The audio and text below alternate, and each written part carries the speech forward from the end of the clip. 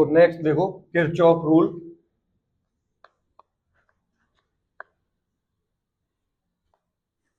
Kirchhoff का first rule या फिर किरचॉफ का जंक्शन या फिर करंट। किरचॉफ के रूल है जो, या तो जंक्शन लॉ बोल लो या फिर करंट लॉ, रूल नाम दे दो, ठीक है। इन्होंने एक जंक्शन है, अब यही ध्यान हो सभी का, देखो इधर एक जंक्शन है, एक वायर, मान के चलो इसमें से ये 2 वायर्स का आउटपुट। फॉर एग्जाम्पल अगर यहां से 10 एम्पेयर करंट आ रहा है, समझने के लिए बड़ा आसान बनाना है इसे, 10 एम्पेयर करंट आ रहा है जंक्शन की तरफ, जंक्शन, ठीक है। और अगर इस वायर में से 6 एम्पेयर करंट जाता है, तो इस वायर में से कितना करंट जाएगा, ये हमें पता है कितना जाएगा, 4 एम्पेयर। मतलब 10 एम्पेयर इनपुट, 6 और 4, ये भी कितना रहेगा, 10 एम्पेयर। बाई चांस अगर मैंने इस करंट को नाम दिया है I1, ये करंट I2, ये करंट I3, समझना। Total sum of all currents, total sum, algebraic sum of all currents is always 0। किसके बराबर रहेगा, 0 के बराबर। इन तीनों का सम कर दो, इन तीनों का सम कर दो, टोटल करंट कितना रहेगा, एल्जेब्रिक सम क्या रहेगा, 0। ये पहला रूल है इसका। अब क्यों रहेगा, कैसे रहेगा, उसके लिए समझो साइन कन्वेंशंस कि कौन से करंट के लिए क्या साइन ले, ठीक है। जंक्शन की तरफ आने वाला करंट, जंक्शन की तरफ आने वाला करंट उसको लो पॉजिटिव, और जंक्शन से दूर जाए जो करंट उसको क्या लेना है, नेगेटिव। आगे समझ में, इसकी एक इक्वेशन बना के दिखाओगे मुझे, बताओगे एक बार। करंट की तरफ, जंक्शन की तरफ कौन सा करंट आ रहा है, I1, तो I1 के साथ साइन लगेगा कौन सा, पॉजिटिव। I2 करंट जंक्शन से अवे है, तो यहां क्या आएगा, current I2 with negative sign. Same I3 junction से दूर जा रहा है, I3 with negative sign, which is equal to 0। ये किरचॉफ का फर्स्ट रूल, ठीक है। एक क्लोज सर्किट है, क्लोज सर्किट में हमारा करंट फ्लो होता है, ओपन सर्किट में कभी करंट फ्लो नहीं होता, उसमें जंक्शन की तरफ जाने वाला करंट, ठीक है। अगर मैं मान के चलो इस करंट को नाम दे दूं I, मुझे नहीं पता ये कितना है, रूल लगाओ ये वाला और I की वैल्यू फाइंड आउट करो, ये वाला रूल लगाओ, I की वैल्यू फाइंड आउट करो। तो क्या लिखना चाहिए, किरचॉफ का फर्स्ट रूल जो हम लॉ लगा रहे हैं यहाँ पर, बताओ वैल्यू क्या आएगी, मैं ही लिख रहा हूं इसका आंसर। 10 के साथ क्या लिखना चाहिए, प्लस या माइनस, प्लस का साइन, वेरी गुड। और 6 एम्पियर के साथ माइनस, और I के साथ minus, which is equal to, तो 10 माइनस 6 क्या बचा, 4 माइनस I इक्वल्स टू 0। तो 4 को या फिर I को इधर ले जाओ, माइनस का क्या हो जाएगा, तो I की वैल्यू कितनी आ गई, 4, जो थोड़ी देर पहले मैंने रफ किया था, ये रूल के हिसाब से।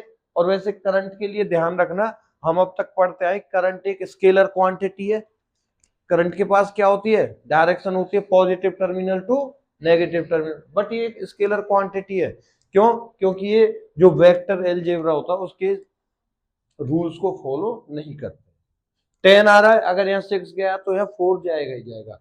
अगर 3 आर्म्स होते, यहाँ 2 एम्पेयर गया, 6 और 2 8, तो बचा कुचा करंट यहाँ से जाएगा।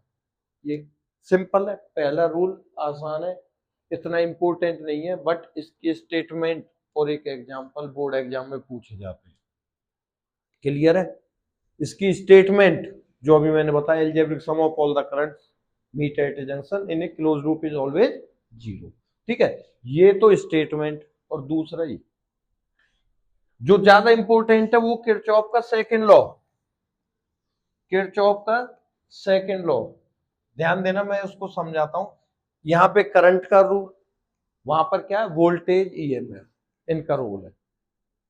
Voltage V equals to I R, मतलब इन दोनों का मल्टीप्लाई वोल्टेज होता है। वोल्टेज खुद वोल्टेज और ईएमएफ इज ऑल्सो वोल्टेज। याद रहे ये तीन चीजें सर्किट के अंदर, एक तो ईएमएफ ई याद रखना, दूसरा आई इंटू आर, जिस आर्म में रेजिस्टेंस हो और करंट हो उन दोनों को मल्टीप्लाई करके क्या देगा, वोल्टेज। अकेला करंट नहीं आएगा, अकेला रेजिस्टेंस नहीं आएगा, वोल्टेज लो। ठीक है, जैसे एक फर्स्ट रूल है या फर्स्ट लॉ है किरचॉफ का, सेकंड जंक्शन, ये लूप और ये करंट, ये इसकी जगह वोल्टेज, किसी भी नाम से आए, सेकंड लूप या वोल्टेज लो। अब उसको ध्यान से समझ लो। ठीक है, ये सर्किट बनाकर मैं समझा रहा हूं और पूछूंगा आपसे इसका मतलब क्या है। एल्जेब्रिक सम ऑफ, जैसे इसका था algebraic sum of current is always zero, ये समीशन का साइन है। ऐसे summation of voltage equal to zero, या summation of I multiply R is equal to zero. I R भी क्या है, वोल्टेज। इतना आगे समझ में। अब मैं यहाँ पर एक सर्किट डायग्राम बना रहा हूँ, रूल समझना उसके। जैसे एक सेल जिसका ईएमएफ है E1, ईएमएफ कितना है E1, और इसके साथ मैंने एक रेजिस्टेंस दे दिया, इसका रेजिस्टेंस दे दिया ये R1। ओके, दूसरा रेजिस्टेंस ये रहा, बहुत आराम आराम से समझना, इसे इंपॉर्टेंट है। और तीसरा ये रहा, ये है E2, ये E1 ईएमएफ, ये E2 ईएमएफ, ये रेजिस्टेंस R1, ये रेजिस्टेंस R2, एक रेजिस्टेंस और दे देता हूं यहाँ, ये रेजिस्टेंस कौन सा हो गया, R3। सर्किट डायग्राम ये तो मैंने आसान सा लिया, बहुत बुरे बुरे आते, बहुत बेकार से। ठीक है, अब समझते हुए चलना। अब मैंने इसको नाम दे दिया, इस कॉर्नर को A B C D E F। ठीक है, यहां कितने लूप दिखाई दे रहे हैं, पहला ऊपर वाला, दूसरा नीचे वाला, तीसरा कंप्लीट इसको छोड़कर, मतलब कितने लूप है यहाँ पर, तीन। तीन सर्किट अलग अलग मान सकते हैं हम, एक ऊपर वाला अलग, नीचे वाला अलग, और एक कॉमन पूरा वाला। ठीक है जी। अब जो इसके साइन कन्वेंशन है, जैसे मैंने ये बताया, जंक्शन की तरफ आने वाला पॉजिटिव ले लो, दूर जाने वाला नेगेटिव ले लो। अब यहां समझना, जैसे फॉर एग्जांपल ये सेल है, ये रेजिस्टेंस है, और करंट की डायरेक्शन है ये वाली, आई करंट है, रेजिस्टेंस आर है, ईएमएफ ई है। दो ऑप्शन बता रहा हूं, दोनों के दोनों करेक्ट। मान के चलो ये मैंने मान लिया पॉइंट ए, ये मान लिया बी। साइन पॉजिटिव लोगे या नेगेटिव लोगे उसके लिए समझा रहा हूं ये।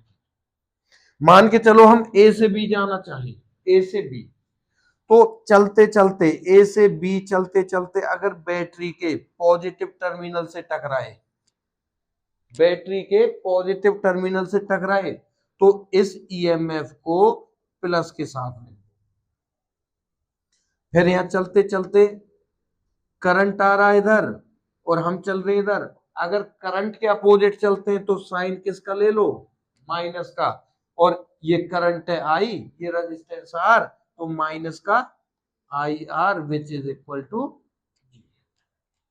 मैंने सिर्फ एक चीज बताई है, रास्ता हम चुनेंगे जो मर्जी, अगर उस रास्ते पे चलते चलते, रास्ते पर चलते चलते अगर सेल के पॉजिटिव बड़े वाले डंडे से टकराए तो साइन ले लो पॉजिटिव। रास्ते में चलते चलते अगर करंट के साथ साथ चलने लगे तो साइन ले लो पॉजिटिव, और करंट के अपोजिट चलने लगे तो साइन ले लो नेगेटिव।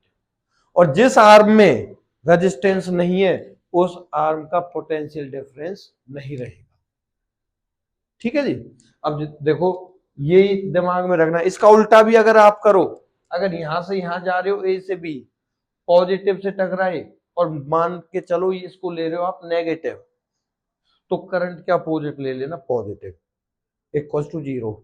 या तो रूल सारा ही उल्टा कर दो या रूल ये रहने दो, मैंने अभी जो समझाया उसके अकॉर्डिंग समझना।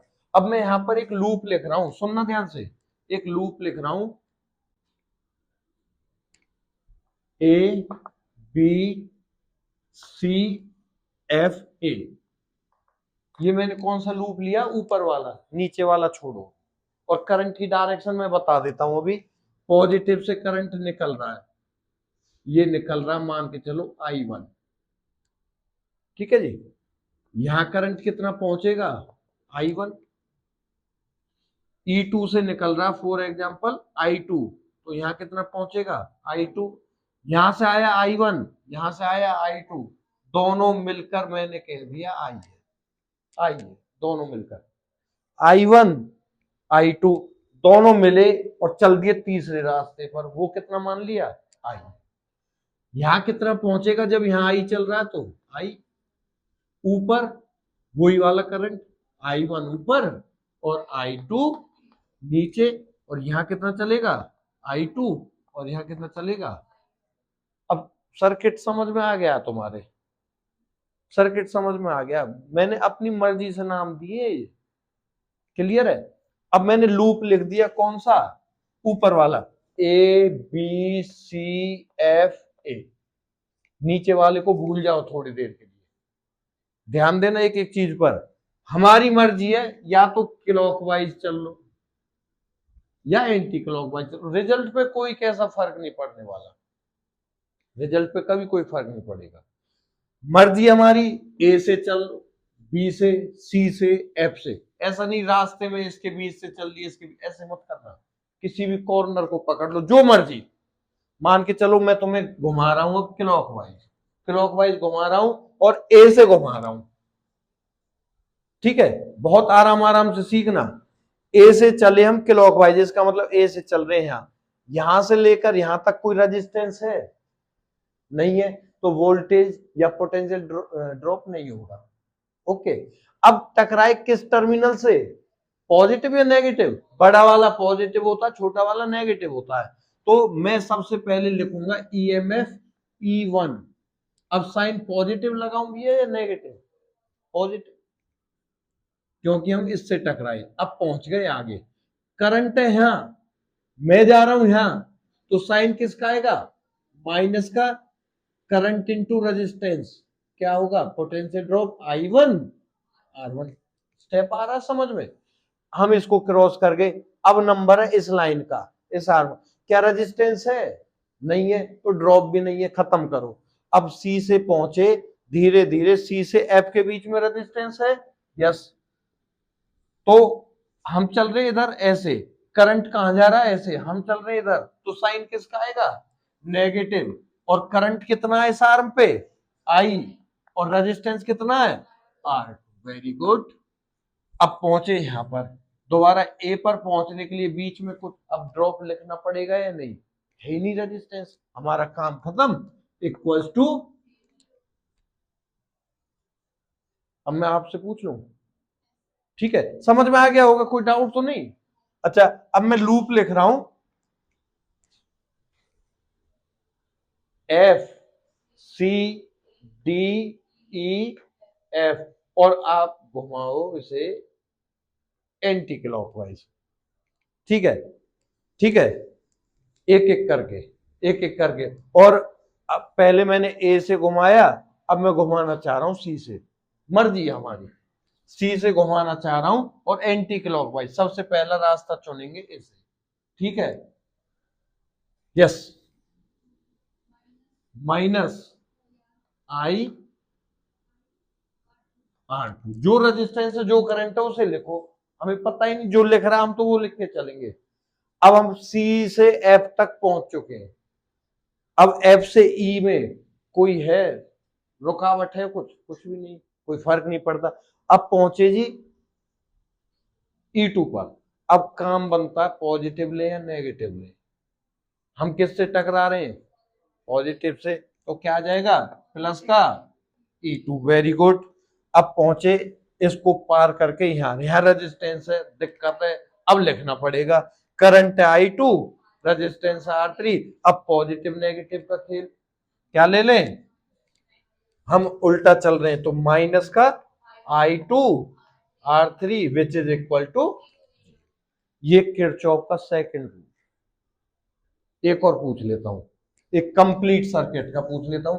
जब कभी भी कंप्लीट की बात होगी, बीच वाले रास्ते को खत्म करो, ये छुपा लो इसे, ये है ही नहीं। अब हमारे पास बस सिर्फ बाउंड्री बाउंड्री रह गई।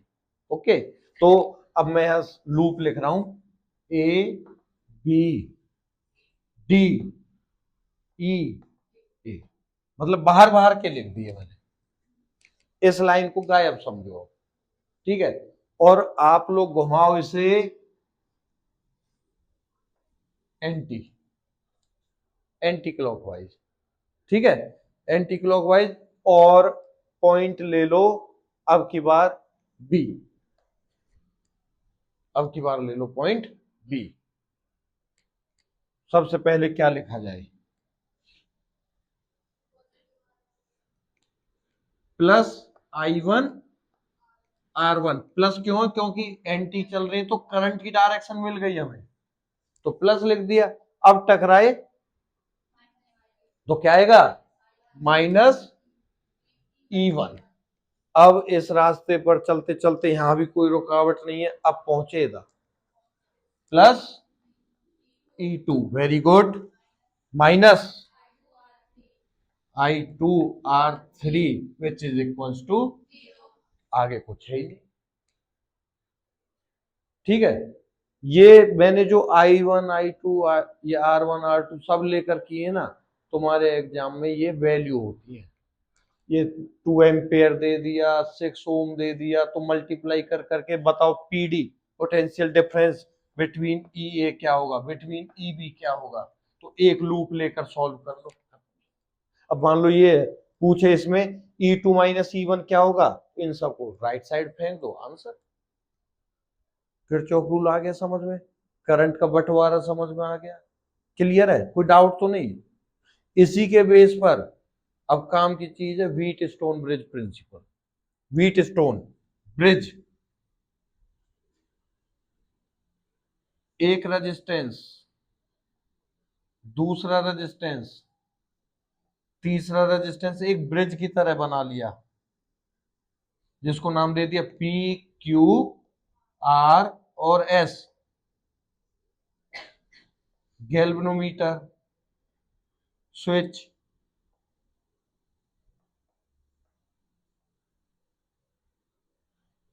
सेल,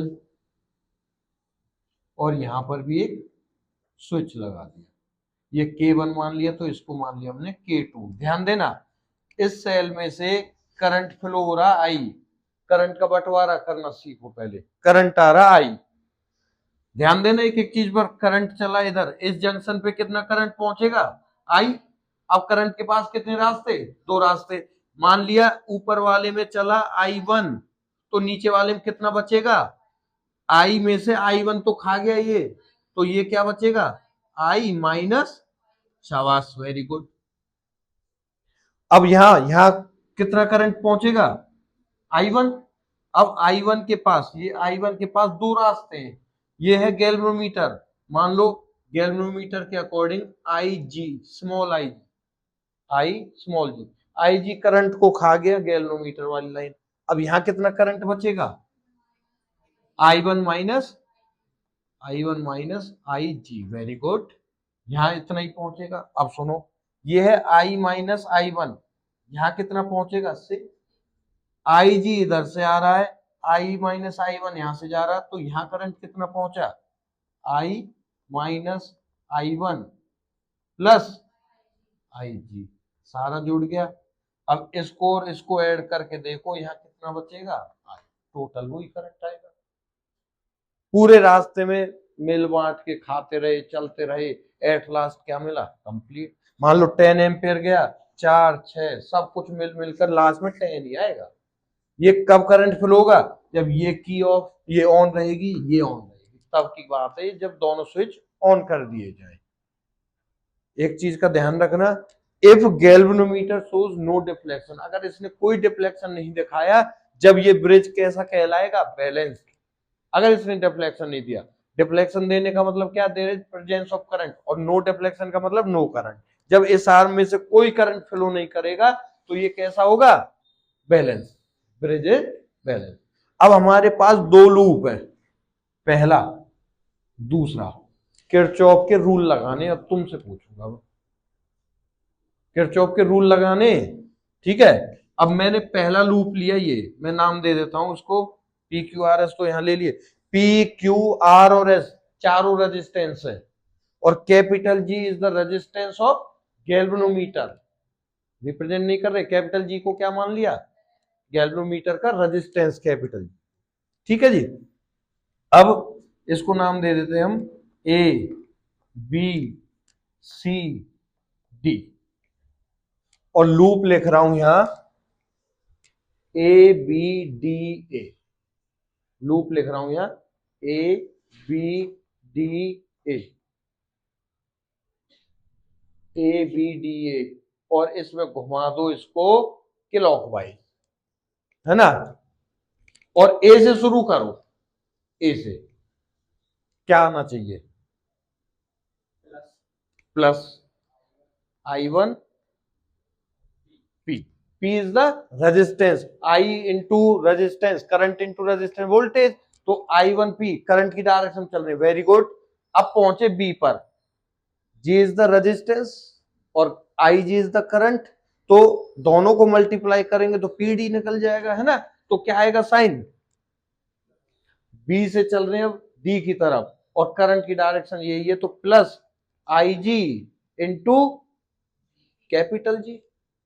अब पहुंच गए यहां पर, अब ए पर दोबारा पहुंचना, करंट चल रहा है हमारे यहां, तो साइन क्या आएगा, माइनस का आएगा, और करंट कितना है आई माइनस I1, और रेजिस्टेंस कितना भी है R, which is equal to, नहीं समझ में आ गया नहीं ये इक्वेशन। अच्छा दूसरी में चलो क्लॉकवाइज घुमा देते हैं और पॉइंट ले लेते हैं, बी से शुरू कर लेते हैं।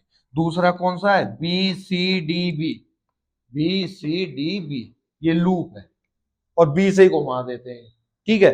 करंट की डायरेक्शन है, तो क्या आएगा यहाँ I1 माइनस, शाबाश, इंटू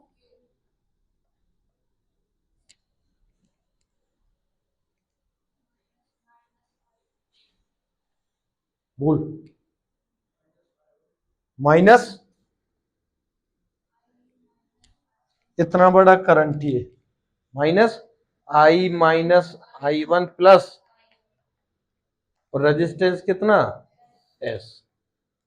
अब पहुंचे इधर से, क्या आएगा, करंट से अपोजिट चलने, तो minus IG into G, which is equal to, दो इक्वेशन ये बन गई। बैलेंस कब होगा, जब ये डिफ्लेक्शन ना दे, ये डिफ्लेक्शन कब नहीं देगा, जब ये करंट की वैल्यू कितनी हो जाए, जीरो, मतलब IG जीरो हो गया तो गैल्वेनोमीटर डिफ्लेक्शन देगा नहीं, गैल्वेनोमीटर का काम ये कि करंट होगा तो डिफ्लेक्शन देगा, नहीं होगा तो नहीं देगा। बैलेंस कब होगा, जब नो करंट। अब इसका मतलब क्या, IG की वैल्यू क्या होनी चाहिए, जीरो। तो इन दोनों इक्वेशंस में जहां जहां IG आ रहा है उसको खत्म करो। ऊपर वाली इक्वेशन क्या है, I1P, इसको दिक्कत नहीं है कुछ भी, ये खत्म हो गई, I माइनस का sign, I minus I1 into R which is equal to zero, ऐसे ये इक्वेशन क्या बन जाएगी, ये IG खत्म हो जाएगा, तो ये क्या बचेगा, I1 Q, ये IG खत्म हो गया, minus I minus I1 S, IG ये खत्म, इक्वल्स टू ये माइनस ये इक्वल, राइट साइड में जाएगा तो क्या हो जाएगा, प्लस, ये माइनस ये इक्वल राइट साइड में जाएगा तो क्या होगा, प्लस। तो मैं डायरेक्ट लिख रहा हूं, यहां से इक्वल हटा के ये प्लस बना दिया, ये प्लस बना दिया, समझ में आ गई ये लाइन, और इन दोनों को डिवाइड कर दिया, I1 से I1 खत्म, I माइनस I1 से ये खत्म, तो आंसर क्या आ गया, P upon Q equals to R upon, यही क्या है, व्हीटस्टोन। और इसका यूज क्या करते हैं, तो मैं 3 रेजिस्टेंस गिवन होंगे, चौथा निकलवाएगा। इसका यूज कब किया जाता है, अननोन रेजिस्टेंस फाइंड आउट करने के लिए, जिसमें 3 कैसे होते हैं, नॉन रेजिस्टेंस।